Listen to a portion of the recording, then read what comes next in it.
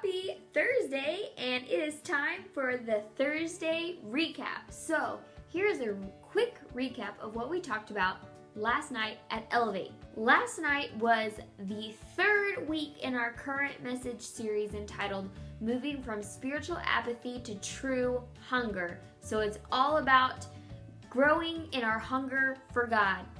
You know, we can fill up on junk food and it leaves little room for us to desire God. And that can be true if you're eating junk food and then it spoils your dinner. But we can do that in our spiritual lives where we fill up on junk, things that aren't really helping us, aren't impacting us, and then there's no room for us to really hunger for God. So what we talked about last night is that we have to get the junk out so that we can have an appetite for God. One of the biggest determining factors for our relationship with God is our relationship with the world, and that's what we talked about last night. Because if our spiritual life is going to improve, we are going to have to change the way that we approach the world, and we're going to have to change the way we approach God. You see, when we say the world, we're talking about things that are of the world, things that are not godly. We're talking about entertainment is a huge one that we talked about. Specifically, entertainment, whether it be media, books, magazines, etc., etc., etc., right? There's a lot of forms of entertainment that we can fill our lives with anytime we want. But really what we can be doing is just snacking on chips and Doritos and chocolate, and we don't desire the meat, the things that actually nourish us. So we fill up on that stuff and we don't have room to hunger after God. So last night we talked about a few things in regards to how to change our relationship with the world, because that's going to impact our relationship with God.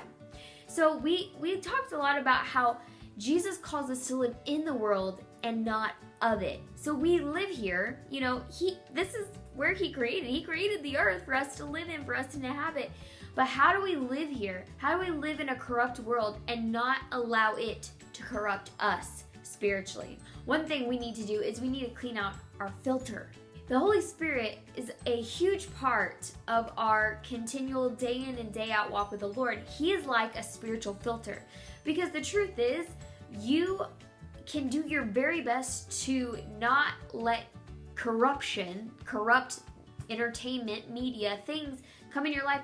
But regardless of how much you're trying, we live in the world. And we have to know that the Holy Spirit plays a major role in filtering out that's junk.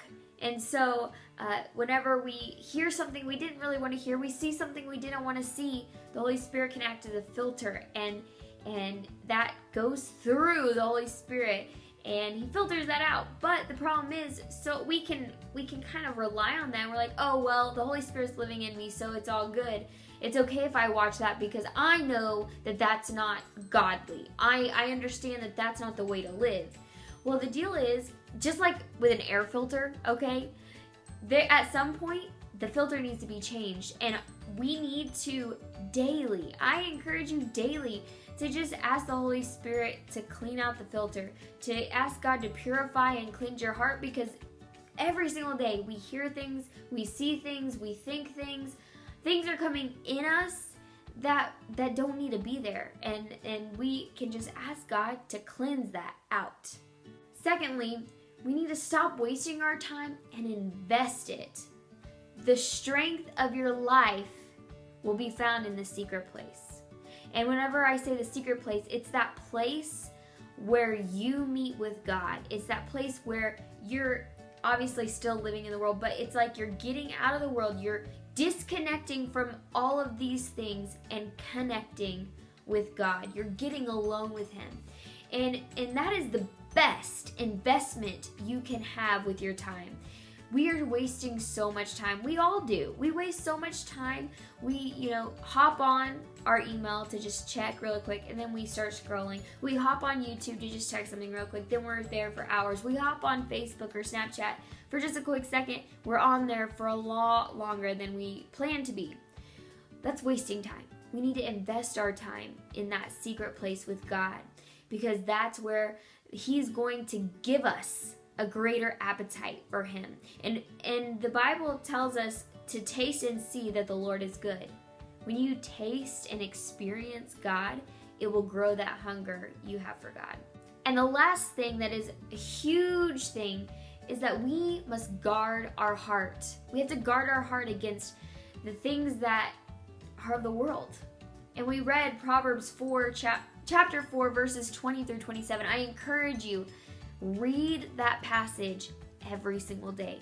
It's 7 verses. Read through them every single day. But I want to focus in on the key verse, and it says, above all else, guard your heart, for everything you do flows from it. We have to guard our heart because everything we do comes from our heart. We have to protect our heart, shelter our heart, and just be conscious of what is coming in, because everything that comes in will flow out. Every week I've usually given you a prayer to pray over your life every day.